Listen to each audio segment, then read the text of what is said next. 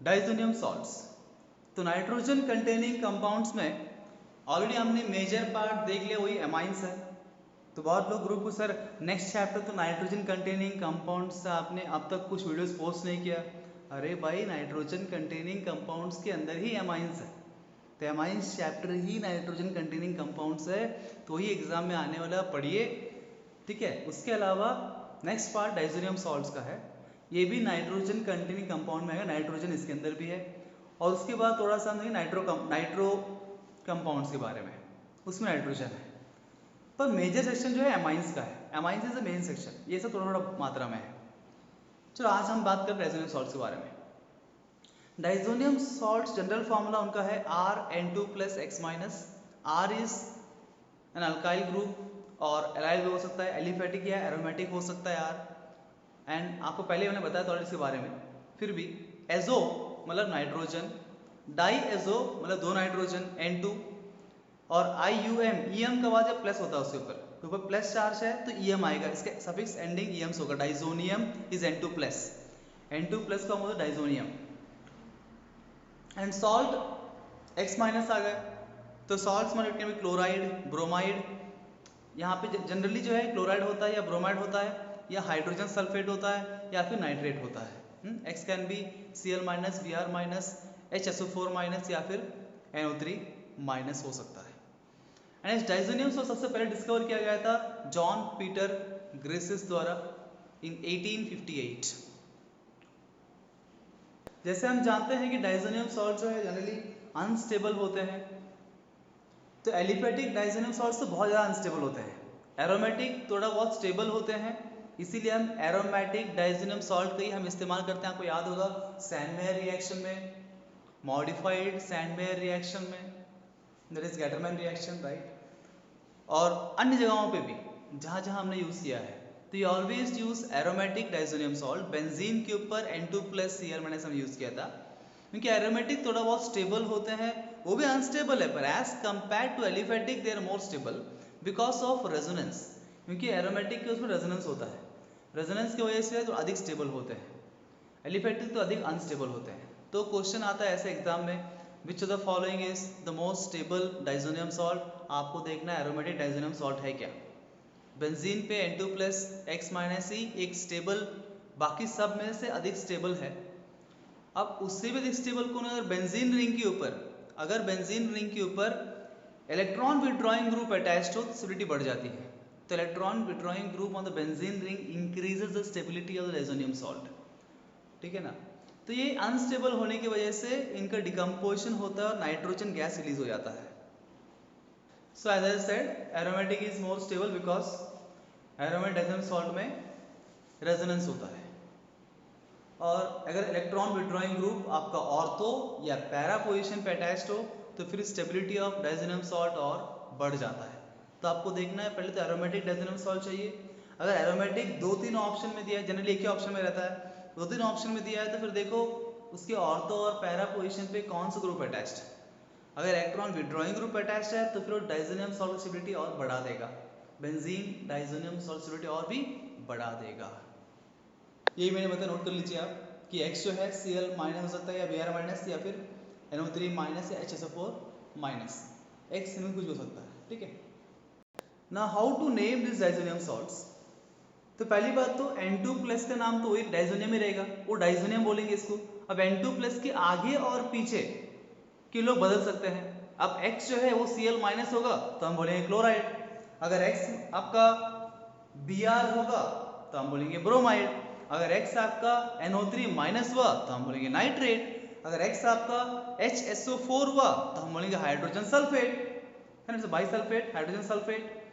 अब N2+ के आगे का जो ग्रुप है उसका जो भी IUPAC के हिसाब से नाम होगा वो नाम लिख देना है, जो भी उसका IUPAC नेम होगा नाम लिख देंगे, और उसके बाद डाइजोनियम बोलेंगे, और फिर जो एनाइन है जो X- उसका नाम बोल देंगे, तो नाम हो जाएगा। आपको इस पहला ऑप्शन पर देखिए, पहले क्या बेंजीन है तो बेंजीन, डाइजोनियम Cl- से क्लोराइड है, बेंजीन डाइजोनियम क्लोराइड। अगला देखिए,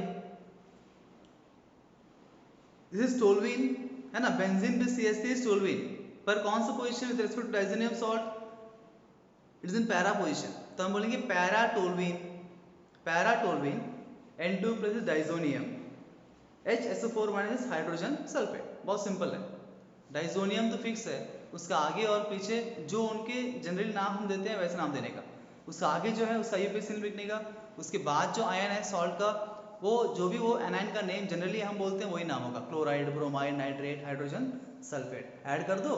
इस तरह से आप कोई भी डाइजोनियम नेमिंग कर सकते हो। इसे तो पूछता नहीं है, फिर भी जानना आवश्यक है।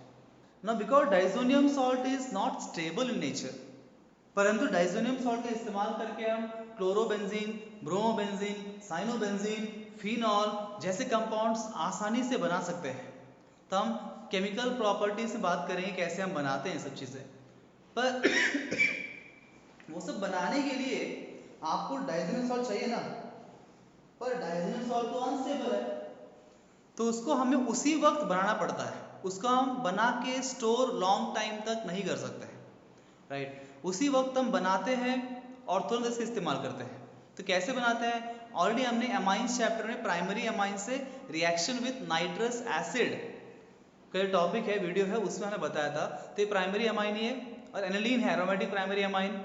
तो ऐड HNO2 मैंने बोला हम इन situ बनाते हैं, इन situ से बनाते हैं। जब NaNO2 और HCl को हम मिक्स करेंगे तो HNO2 का निर्माण होता है, फिर उससे रिएक्शन होता है और डाइजोनियम सॉल्ट आपको मिलता है, यानी डाइजोनियम क्लोराइड मिले हुए HCl डाला आपने। इस तरह बनाएंगे। बस यहाँ पे ध्यान देना है, you should note down this point कि अगर ये इसको आप हाई टेम्परेचर पे करोगे, देखेंगे आप temperature 0 to 5 degree Celsius low temperature पे किया है। क्यों प्रॉब्लम क्या हाई टेम्परेचर पे? आप प्रोडक्ट में ध्यान दीजिए, प्रोडक्ट में क्या बन रहा है? Diazonium salt plus NaCl plus H2O। NaCl से कोई प्रॉब्लम नहीं है हमको, पर H2O से प्रॉब्लम है। हाई टेम्परेचर में क्या होगा, ये जो डाइजोनियम सॉल्ट है वो पानी से रिएक्ट करेगा, इसका हाइड्रोलिसिस रिएक्शन हो जाएगा और फिनॉल बन जाएगा। तो फिनॉल चैप्टर में देखा हमने, we can do hydrolysis diazonium salt to prepare phenol, तो वो रिएक्शन यहाँ पे हो जाएगा, आपको फिनॉल मिल जाएगा। पर आपको तो डाइजोनियम सॉल्ट चाहिए ना, तो लो टेम्परेचर मेंटेन करना एक एसेंशियल कंडीशन है यहाँ पे, ठीक है। Now note down some physical properties also. Diazonium salt की फिजिकल प्रॉपर्टीज। पहला प्रॉपर्टी है it is colourless crystalline solid which turns brown when come in contact with air. Second property is it is highly solvent water, पानी में वो soluble है परंतु ethers में insoluble है। It is highly unstable as we know and may even explode when dry. ये कुछ physical property note कर लीजिए। If you talk about the chemical properties diazonium salt, तो दो टाइप के रिएक्शंस हम देख सकते हैं यहाँ पे। एक तो ऐसे रिएक्शन जहाँ पे N2 का रिप्लेसमेंट हो जाता है, N2Cl पूरा उड़ा देते हैं, है ना। जितना रिएक्शन हमने अभी तक किया वो सब ऐसे ही रिएक्शन है, सैनमेयर रिएक्शन, गैटरमैन रिएक्शन, ये फिनॉल बनाना है, ये सभी रिएक्शन में N2Cl बाहर निकल जाता है और वहाँ पे Cl आता है, Br आता है, Cn आता है ना। बाल्स-कीमैन रिएक्शन में फ्लोरीन आ जाता है। तो पूरा N2 ग्रुप को हम रिप्लेस कर देते हैं कोई एक पर्टिकुलर दूसरे ग्रुप से।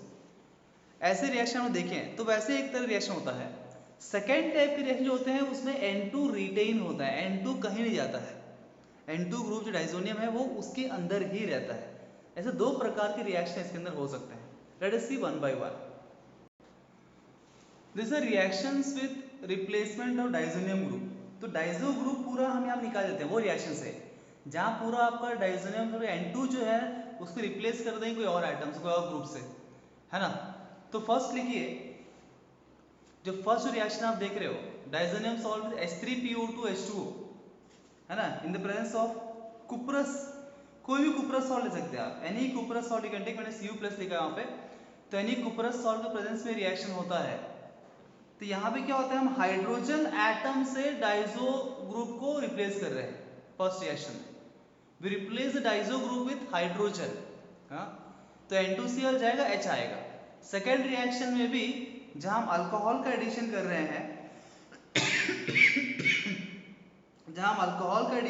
हैं तो वहां भी जो है ना बेसिकली डाइजो ग्रुप को हम रिप्लेस कर रहे हैं किससे, हाइड्रोजन के साथ। तो दोनों रिएक्शन में बेंजीन मिलेगा आपको। ये दो रिएक्शन लिखिए पहले आप, फर्स्ट दो रिएक्शन, उसके बाद एक नोट लिखिए स्पेशली जो अल्कोहल है, जो रिएक्शन है C2H4 के साथ, वहाँ पे एक बात हमें ध्यान देना है, जो अल्कोहल से रिएक्शन है,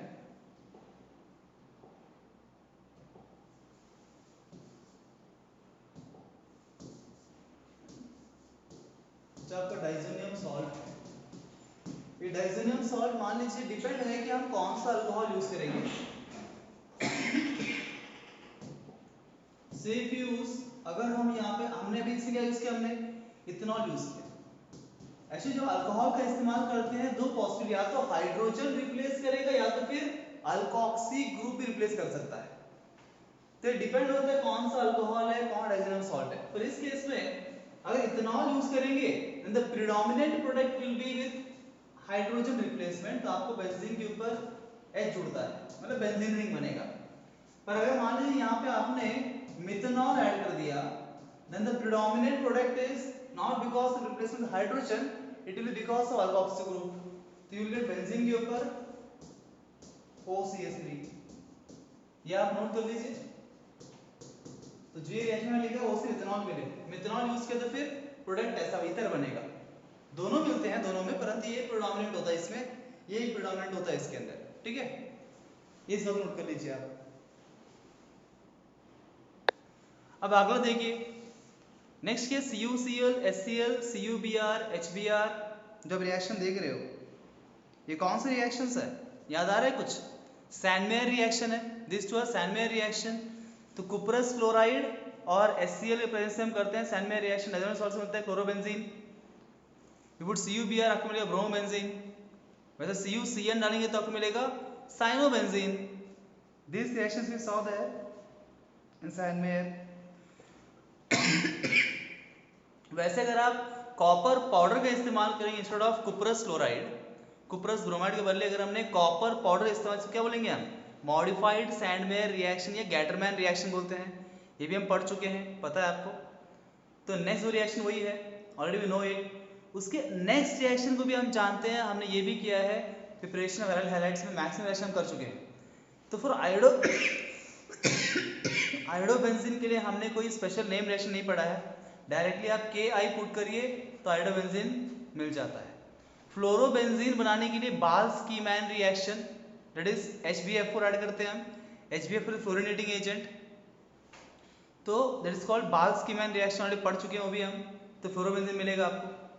यहाँ तक डन, हम पहले कर चुके हैं। अब इसका आगे वापस देखिए, ये रिएक्शन हमने पहले देखा नहीं, है new reactions.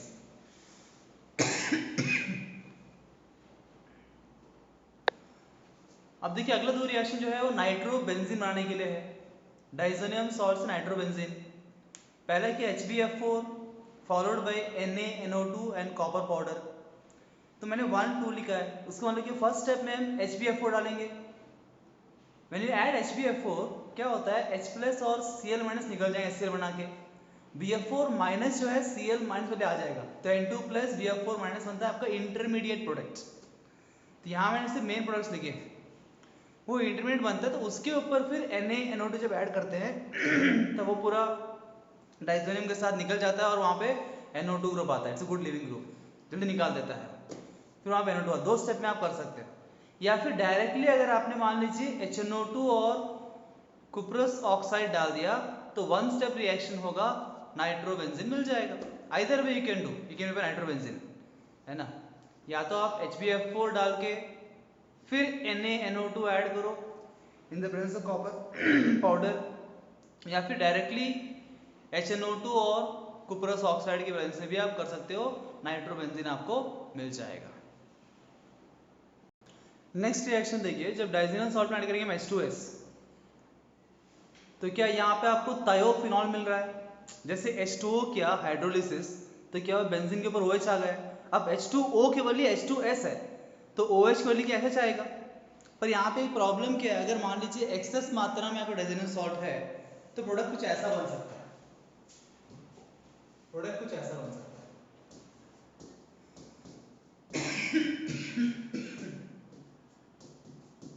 If I take 2 moles of this reacting with H2S, then you will get product like this. दोनों जो हाइड्रोजन है सल्फर के इस साइड और इस साइड दोनों जाएंगे और दो बेंजीन यहाँ अटक जाएंगे।